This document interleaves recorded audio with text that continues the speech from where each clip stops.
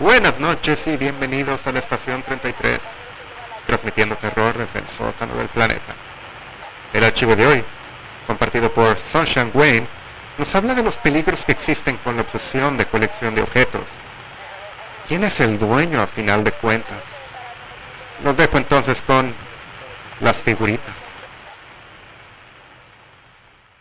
Fue alrededor del Año Nuevo cuando mis abuelos vinieron a visitarnos. Habían pasado casi 2 años desde que mis hermanos menores, Eduardo, Brenda y yo, pudiésemos verlos. Siempre estaban muy animados cuando venían. Para ser un anciano, mi abuelo tenía un pasatiempo muy interesante.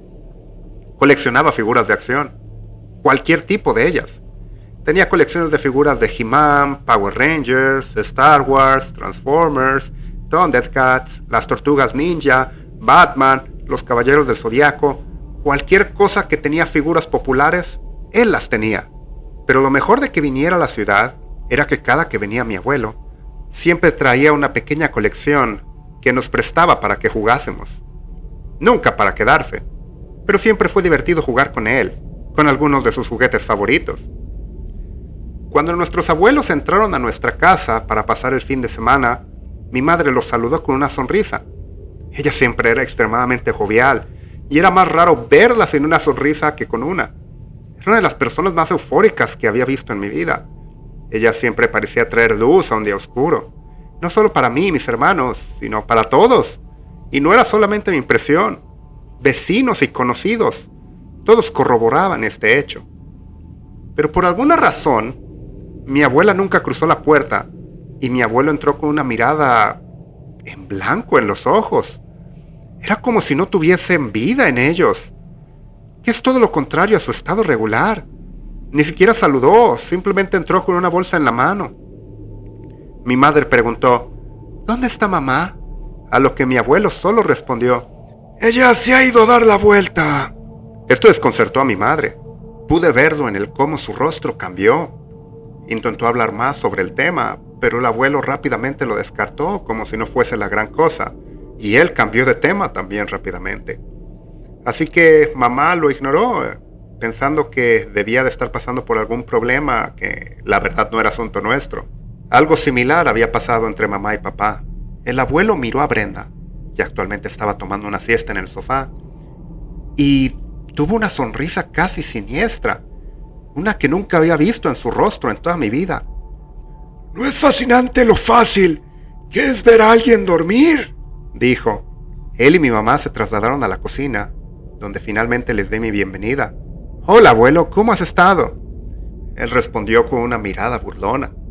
¿Qué le estaba pasando a mi abuelo? Él antes era más animado y agradable. ¿Los problemas con mi abuela lo tenían amargado? Supuse que estaba teniendo un mal día y decidí no hacer las cosas incómodas y sencillamente seguí como si nada. ¿Qué hay en la bolsa? Nuevamente me miró con la misma mirada, pero esta vez habló. Solo algunas figuras que encontré. Vació la bolsa, que estaba mucho menos habitada que de costumbre. En lugar de las 10 o 12 figuras de acción que normalmente traía, lo que cayeron de la bolsa fueron 2 figuras de acción diminutas, muy viejas, y de un aspecto muy espeluznante. Rápidamente los recogí para mirarlos. A primera vista parecían figuras de acción antiguas y normales, pero lo extraño es que nunca las había visto en mi vida. Ninguna caricatura que conocía había tenido estos personajes. Uno parecía un anciano con el rostro plagado de suciedad y mugre. Estaba empuñando lo que parecía una daga corta. También vestía taparrabos. El otro también tenía cara de anciano, pero empuñaba un hacha. Su rostro también estaba cubierto de tierra. Tampoco tenía ropa para acomodar su cuerpo de figura. Me recordaba uno de los muñecos de Ken de mi hermana, del cual se habían perdido todas sus ropas. Eran los 2 muñecos más espeluznantes que había visto en mi vida. Pero en la otra mano, mientras los sostenía, comencé a disfrutarlos. Sentí una inexplicable necesidad de guardarlos en mi bolsillo y conservarlos. Volteé a ver a mi abuelo, listo para preguntarle de dónde los sacó, pero cuando estaba a punto de abrir la boca, noté que su expresión volvió a cambiar. Parecía como si estuviese furioso en silencio, mirando las figuras y luego, casi instantáneamente, a mí. Había fuego en sus ojos, mientras decía, ¡Dámelos! ¡Dámelos ahora! Lo miré sorprendido, pero para entonces ya había intentado abalanzarse sobre mí, tratando de arrebatarme las dos figuras. Yo, tan asustado como estaba por el incidente, brinqué hacia atrás para evitar su embestida en mi dirección.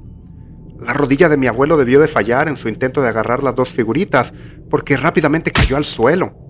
Mi madre se agachó y trató de levantarlo, pero para entonces ya estaba agarrando su corazón y jadeando en busca de aire de una manera bastante aterradora.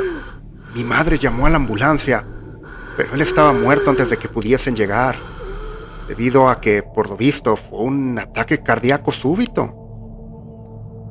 La semana siguiente tuvo lugar el funeral de mi abuelo. No tuvimos forma de contactar a mi abuela. No teníamos idea de dónde podría estar, así que el funeral continuó sin ella. Pero incluso, mientras ocurrían todos estos tristes acontecimientos, mi obsesión por estas dos figuras comenzó a crecer rápidamente. No tanto el viejo del hacha, sino el hombre de la daga. De igual manera, mi hermano Eduardo le tomó mucho cariño al hombre del hacha, así que se la di. Parecía que no importaba dónde fuéramos, siempre teníamos nuestras figuras con nosotros. En mi experiencia con el anciano que empuñaba la daga, me dio una especie de chispa en el alma. Realmente no hay otra manera de describirlo. Me volvió excéntrico y alegre, de una manera que no podía explicar. Sin embargo, en los meses siguientes, las cosas habían cambiado. Empecé a resentir a la figura del viejo y la daga.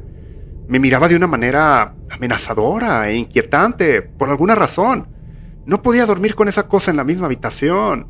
No, en la misma casa. Sabía que debía de deshacerme de la figura, pero no podía.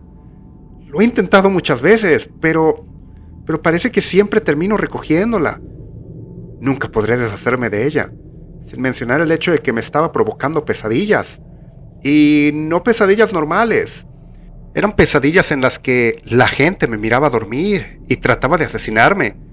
Pero más aún, al revés.